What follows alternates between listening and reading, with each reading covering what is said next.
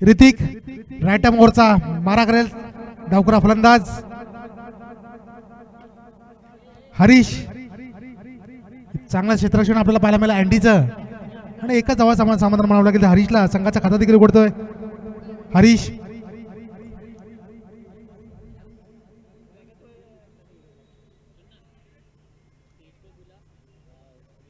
Hrithik right ओव्हरचा मारा करताना सामना करेल तो ओम. दुसरा चेंडू ऋतिकचा, इथे मात्र ओव्हरपिच चेंडू होता, जोरदार फटका, चेंडू सरळ खेळून काढला तो क्षेत्रामध्ये.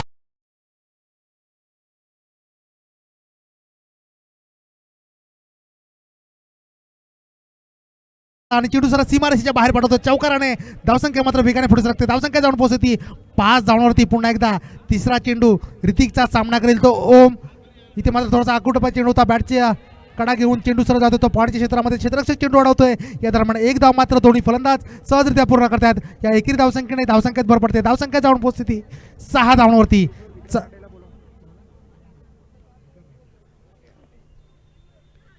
विक्रांत हाटे साहेबांना विनंती करतो, त्यांनी व्यासपीठावरती यायचं आहे. विक्रांत हाटे. या दरम्यान पुन्हा एकदा आपण सामन्याकडे वळतोय. ऋतिक इथे मात्र फुलटॉस चेंडू होता, चेंडू सरळ खेळून काढला तो कव्हरच्या क्षेत्रामध्ये. या दरम्यान एक धाव मात्र दोन्ही फलंदाज सहजरित्या पूर्ण करतात. या एकेरी धावसंख्येने संघाची धावसंख्या जाऊन पोहोचते 7 धावांवरती. चांगली सुरुवात ओम आणि हरीशची आपल्याला पाहायला मिळते. धावसंख्या झाली ती 7. पुन्हा एकदा इथे मात्र चांगला काहीसा खोलवरच्या टप्प्याचा चेंडू होता, चेंडू सरळ खेळून काढला तो कव्हरच्या क्षेत्रामध्ये. चांगलं क्षेत्ररक्षण देखील पाहायला मिळालं, परिणामी एकच धाव समाधान म्हणावं गेल ते ओमला.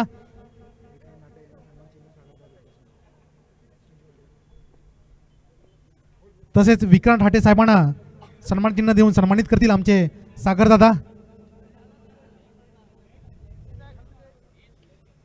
इथे मात्र पुन्हा एकदा इथे मात्र खराब क्षेत्ररक्षण, परिणामी एक धाव पूर्ण होते. दुसरी धाव काढण्याचा प्रयत्न असेल सीमाराशीवरती. खराब क्षेत्र, पुन्हा एकदा चांगलंच रणबिटिंबीकडे आपल्याला पाहायला मिळते. खराब क्षेत्ररक्षण, परिणामी 3 धावा संघाच्या खात्यामध्ये जमा करत आहेत. विक्रांत हाटे यांना सन्मानित करतील सागर दादा. कैलासवासी अनिता विजय सपकाळ यांच्या स्मरणार्थ आपण त्यांना सन्मान चिन्ह देऊन आपण सन्मानित करत आहोत. भव्य दिव्य या स्पर्धेचं आयोजन आपल्याला पाहायला मिळते. प्रकाश ज्योतामध्ये खेळल्या जाणारी ही मैदानावरच पहिली स्पर्धा आपल्याला पाहायला मिळते. चांगल्या प्रकारचं आयोजन देखील आपल्याला पाहायला मिळते. पुन्हा एकदा सर्व क्रीडा रसिकांचं आणि उपस्थित सर्व संघांचं मी अजित कदम सर्वांचं सहर्ष स्वागत करतो आणि पुन्हा एकदा आपल्या सामन्याकडे वळतोय. या दरम्यान पुन्हा एकदा नवीन गोलंदाजी मार्कवरती येतोय. पहिल्या षटकाच्या समाप्तीनंतर धावसंख्या झाली ती इथे मात्र चेंडू सरळ सीमारेषे बाहेर चौकार, 1 बाउन्स चेंडू.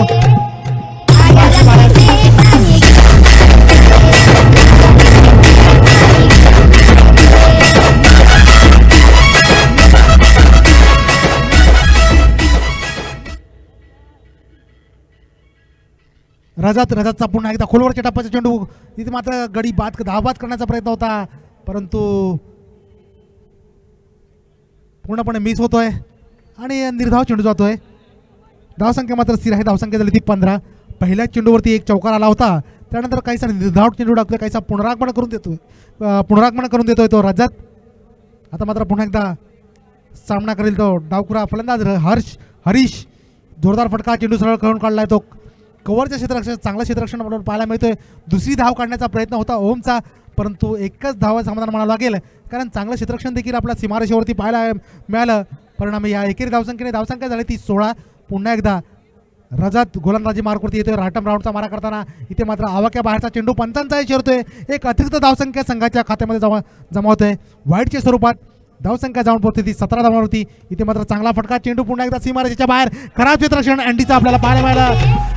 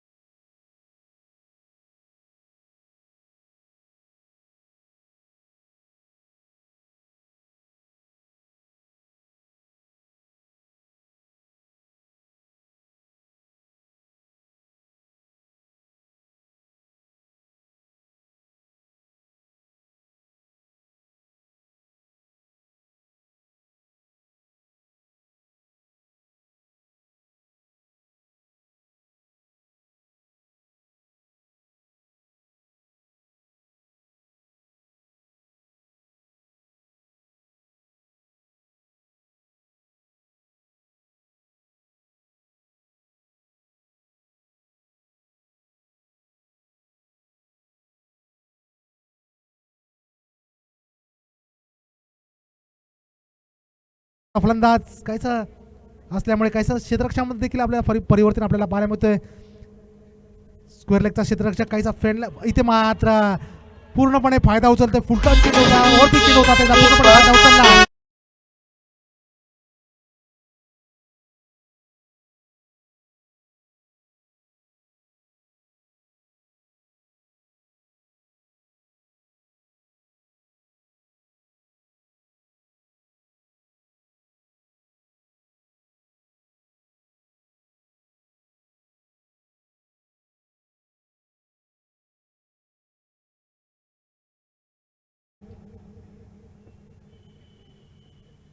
सामना करेल तो केदारचा. इथे मात्र पुढे येऊन खेळण्याचा प्रयत्न, परंतु बॅटची काढा घेऊन चेंडू सरळ जात होतो. डीप पॉईंटचे क्षेत्ररक्षक चेंडूवरती येतोय. या दरम्यान एक धाव मात्र दोन्ही फलंदाज सहजरित्या पूर्ण करतात. धावसंख्या जाऊन पोहोचते ती 30 धावांवरती. चांगली फलंदाजी, दोन्ही सलामीचे फलंदाज अजूनही खेळपट्टीवरती सज्ज. हरीश आपल्या वैयक्तिक 16 धावांवरती खेळतोय, तर ओम आपल्या वैयक्तिक 12 धावांवरती खेळताना या दरम्यान पुन्हा एकदा गोलंदाजी मार्कवरती येईल तो केदार. सामना करेल तो ओम. ओरबी चेंडू खणखणे दणदणे चौकार.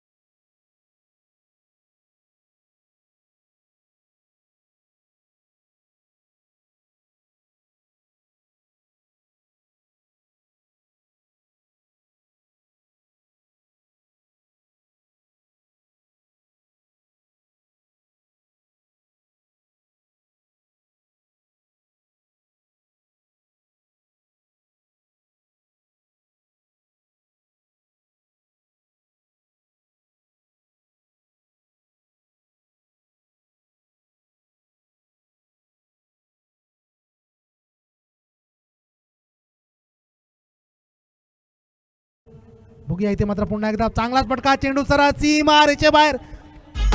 समालोचन कक्षामध्ये चेंडू येतोय.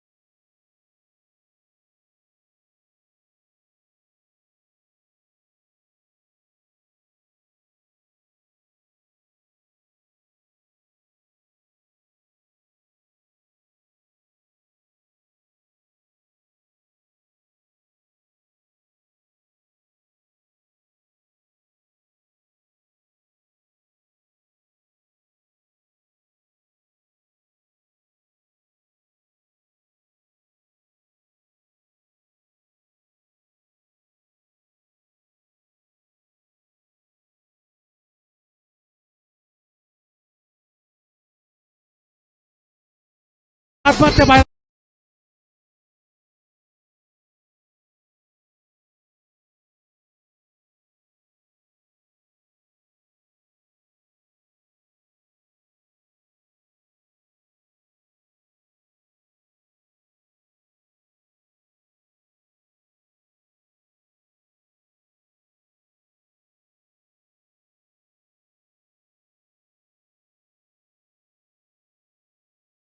ओम आपल्या वैयक्तिक 18 धावांवरती बाद होतोय. चांगली खेळी देखील केली आपल्या संघासाठी, एक चांगली सुरुवात करून दिली होती, परंतु आता मात्र नवीन फलंदाज खेळपट्टीवरती येतोय.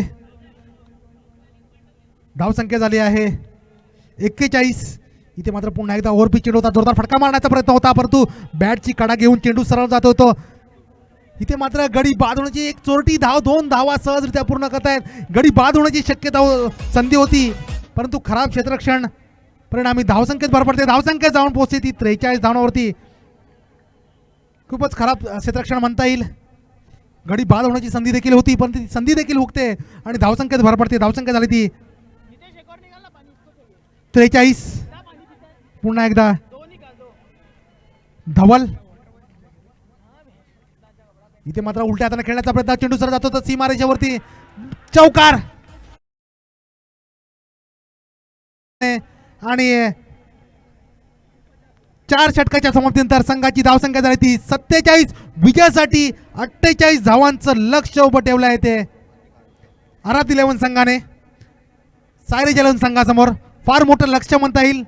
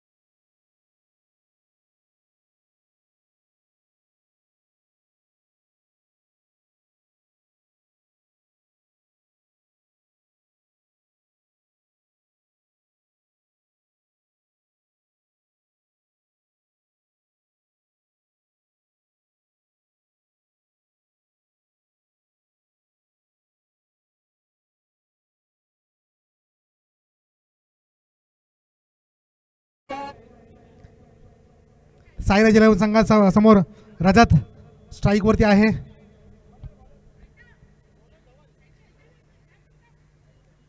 गोलंदाजी मार्कवरती आहे तो धवल.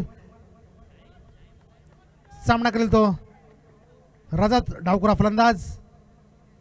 लेफ्ट राऊंडचा मारा करताना इथे मात्र हलक्या हाताने खेळून काढतोय. चेंडू सरळ जातो तो ओमेच्या हातामध्ये, स्क्वेअरलेगच्या क्षेत्रामध्ये चेंडू होतोय. 1 धाव रजत सहजरित्या पूर्ण करतोय. या एकेरी धावसंख्येने संघाचं खातं देखील उघडतोय आणि रजत देखील आपलं खातं उघडतोय. विजयासाठी अजूनही 47 धावांची आवश्यकता आहे. इथे मात्र पुन्हा एकदा उलट्या हाताने खेळायला फटका, चेंडू सरळ जातो सीमारेषेवरती. चांगलं क्षेत्ररक्षण आपल्याला पाहायला मिळालं. एकच धावा समाधान मानावं लागेल केदारला. चांगली गोलंदाजी आतापर्यंत आपल्याला पाहायला मिळते ती धवलची. विजयासाठी 48 धावांचा पाठलाग करताना सायराज 11 संघ, दोन्ही फलंदाज. रजत स्ट्राईक वरती आहे तर केदार नॉन स्ट्राईक वरती आहे. रजत आपल्या वैयक्तिक 1 धावावरती खेळतोय तर केदार देखील आपल्या वैयक्तिक 1 धावावरती खेळताना विजयासाठी अजूनही 22 चेंडू आणि 46 धावांचं समीकरण आपल्याला पाहायला मिळते. या दरम्यान पुन्हा एकदा धवल इथे मात्र आकुटप्पा चेंडू होता, चेंडू सरळ जात होता सीमारेच्या बाहेर, चौकार.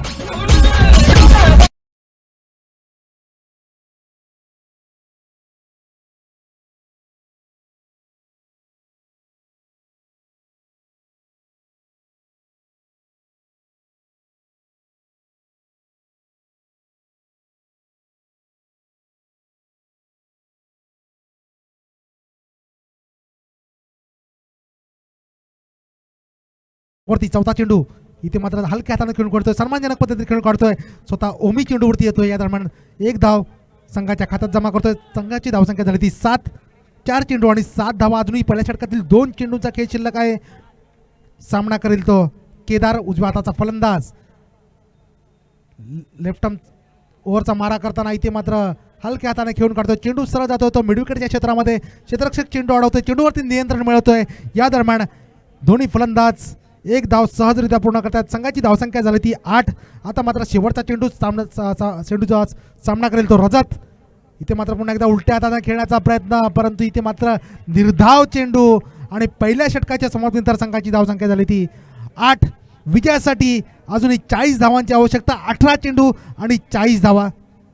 फार मोठं लक्ष उभे आहे ते साईराज 11 संघासमोर. विजयासाठी 48 धावांचं लक्ष्याचा पाठलाग करताना पहिल्या षटकामध्ये केवळ 8 धावा उभ्या करतात ते साईराज 11 संघाचे दोन्ही फलंदाज. सलामीचे फलंदाज आणि खेळपट्टीवरती सज्ज आहेत. बघूया केदारवरती नक्कीच काहीसा दबाव देखील असेल, कारण मागील सामन्यामध्ये काहीसा अयशस्वी ठरले होते. त्यामुळे या सामन्यामध्ये एक चांगली संधी देखील आहे. अजूनही 3 षटकांमध्ये 40 धावांचं लक्ष आहे ते साईराज 11 संघासमोर. बघूया कशा प्रकारे फलंदाजी करतो रजत आणि केदार.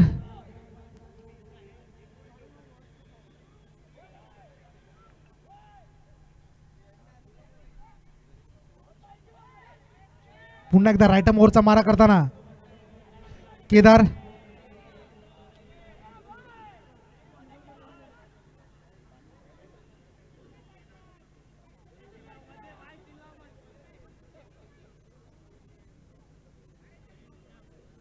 बॉलरचं नाव सांगायचं आहे.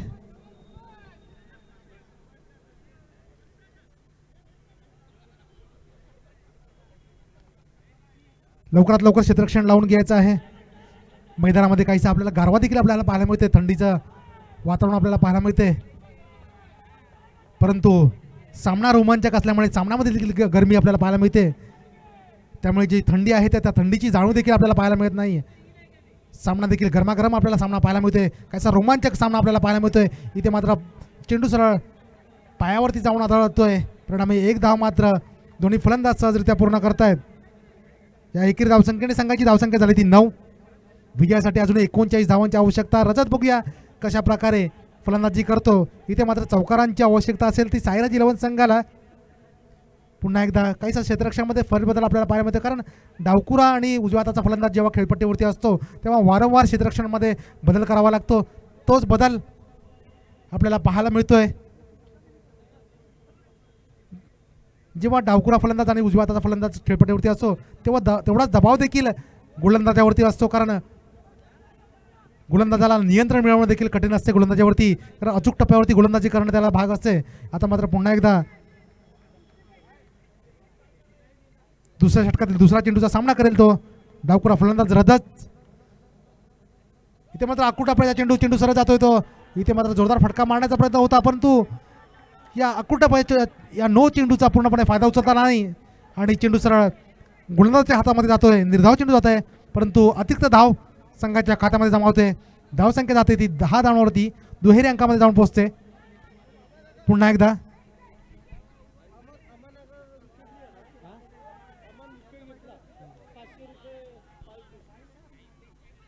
लवकरात लवकर क्षेत्ररक्षण लावून घ्यायचं आहे. प्रितेश संघाचे कर्णधार लक्षात ठेवा, लवकरात लवकर सामन्याला सुरुवात करायची. या दरम्यान पुन्हा एकदा रजत. इथे मात्र पुन्हा एकदा आकुटबाई चेंडू सरळ सीमा रेषेच्या बाहेर.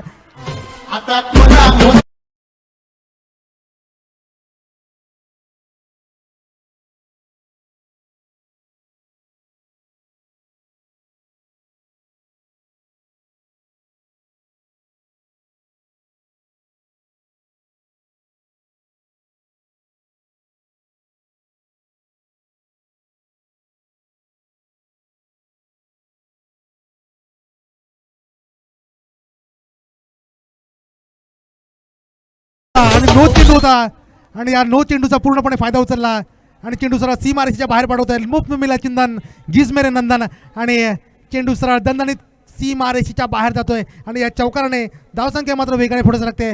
पुन्हा एकदा जर अमानने जर चेंडूवरती गडी बाद केला तर 500 रुपयाचं पारितोषिक देण्यात येईल. इथे मात्र पुन्हा एकदा खराब गोलंदाजी आहे आपल्याला पाहायला मिळते आणि अतिरिक्त 2 धावा आपल्याला पाहायला मिळतात. अतिरिक्त धावसंख्येने धावफलक मात्र वेगाने पुढे सरकते. काहीसा नक्कीच दबाव आपल्याला पाहायला मिळतो तो अमानवरती.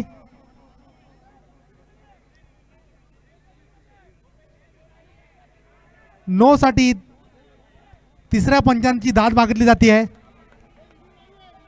नो साठी रिव्ह्यू नसणार आहे. नो साठी रिव्ह्यू नाही आहे.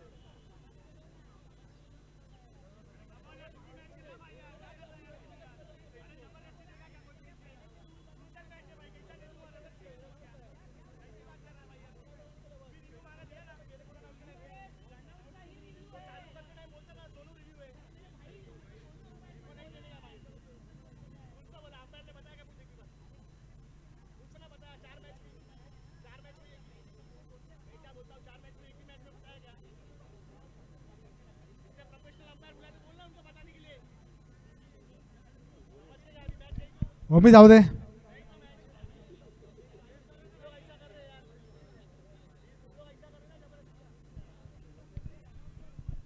लवकरात लवकर सामन्याला सुरुवात करायची आहे. पंचांचा निर्णय असेल तो शेवटचा निर्णय असेल. सामन्याला सुरुवात करायची आहे.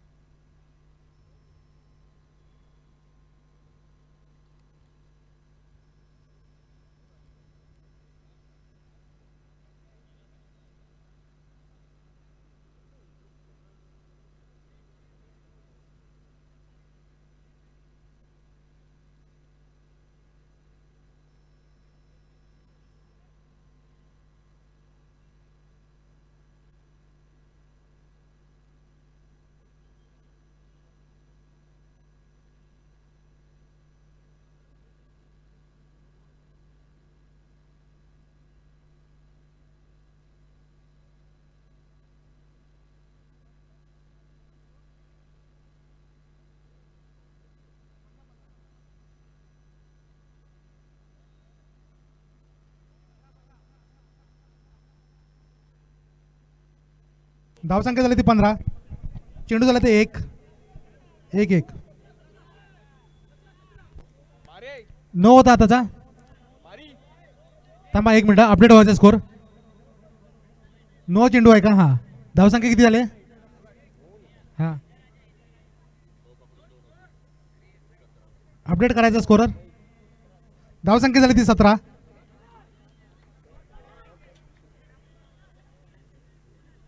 पुन्हा एकदा आपण सामन्याकडे वळतोय. अमन आपला दुसरा चेंडू घेऊन जाईल, सामना करेल तो. इथे मात्र जोरदार फटका, चेंडू सरळ सीमारेषेच्या बाहेर जातोय. दणदणीत खणखणीत चौकार. जबरदस्त फलंदाजी आपल्याला पाहायला मिळते. धावसंख्या झाली ती 21.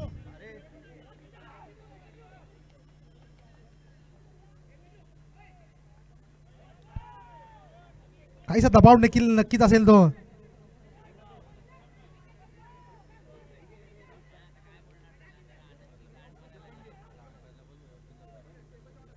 पुन्हा एकदा इथे मात्र उलट्या हाताने खेळण्याचा प्रयत्न होता, परंतु इथे मात्र आवाक्या बाहेरचा चेंडू. पंचांचा इशारा येतोय.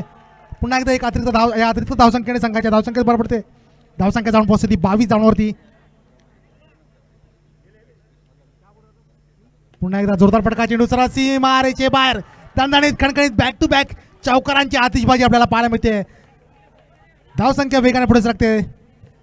धावसंख्या जाऊन पोहोचते ती 26 धावांवरती.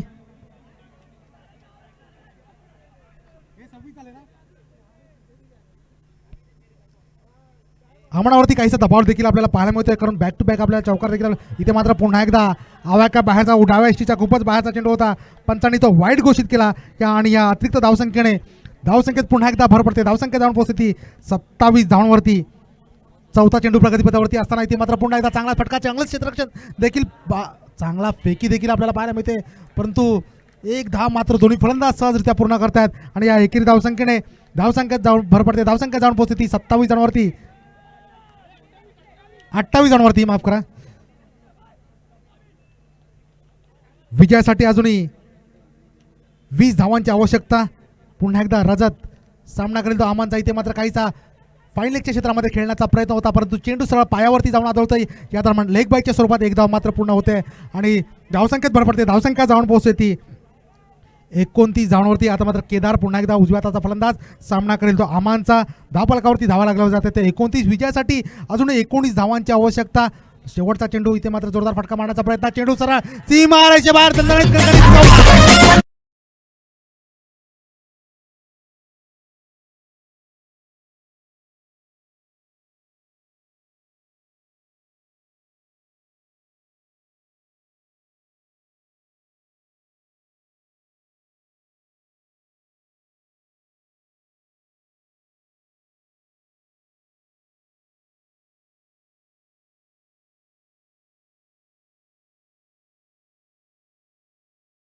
सरळ निघून जातो तो सीमारेषेच्या बाहेर.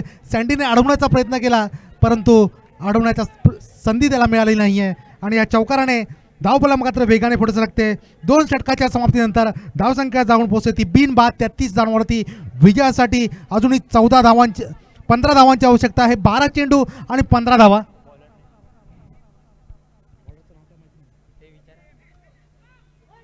रायटम राऊंडचा मारा करताना नवीन गोलंदाजी मार्कवरती येतोय. सामना करेल तो रजत. गोलंदाजाचं नाव. इथे मात्र पुन्हा एकदा पुढे येऊन खेळण्याचा प्रयत्न. चेंडू सरळ खेळून काढतो तो. इथे मात्र चांगलं क्षेत्ररक्षण देखील आपल्याला पाहायला मिळालं.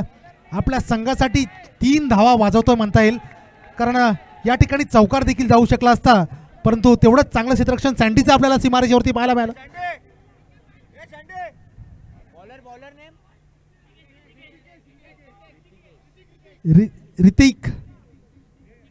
ऋतिकेश नवीन गोलंदाजी मार्कवरती येतोय. रॅटम राऊंडचा मारा करेल. सामना करेल तो केदार. इथे मात्र पुन्हा एकदा उलट्या हाताने खेळण्याकडे जातोय. चेंडू सरळ सीमारेषेच्या बाहेर. जबरदस्त फटका आपल्याला पाहायला मिळतोय. धावसंख्या जाऊन पोहोचते ती 33 धावांवरती. माफ करा, 38 धावांवरती. 10 चेंडू आणि 10 धावांची आवश्यकता. पुन्हा ऋतिकेश सामना करेल तो उजव्या हाताचा फलंदाज केदार. इथे मात्र आकुटाबाई चेंडू पुन्हा एकदा त्याचा पूर्णपणे फायदा उचलतो. चेंडू सरळ जात होतो फाईन.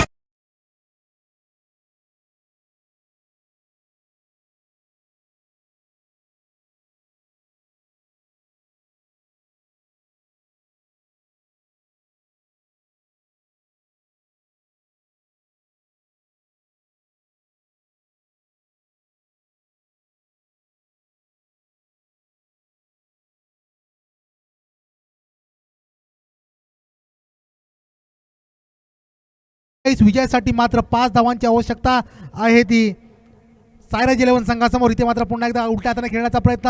रजत चेंडू सरळ जातोय तो पॉईंटच्या क्षेत्रामध्ये. या दरम्यान एक धाव मात्र दोन्ही फलंदाज सहजरित्या पूर्ण करतात.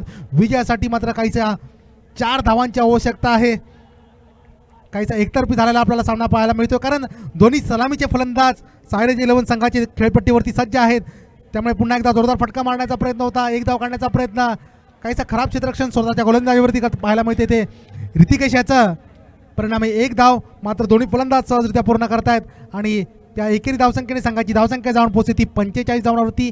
विजयासाठी 6 चेंडू आणि 3 धावांची आवश्यकता आहे ती साईराज 11 संघासमोर.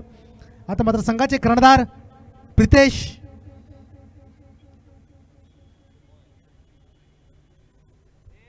शेवटचं षटक घेऊन येतील.